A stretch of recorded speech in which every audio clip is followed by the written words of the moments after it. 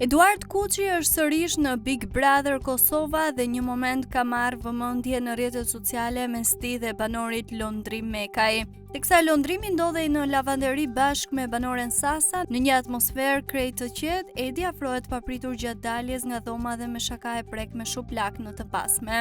Reagimi londrimit ishte po aq i shkujdesur duke kthyer situatën me humor, por momenti shkaktoi habi dhe buzëqeshje edhe tek banorët e tjerë që e pan. Me të qeshur, Londrim Mekaj tha se tashmë i duhet të sigurojë të pasmet pasi edhe Linda më herët ja kishte prekur në formë shakaje.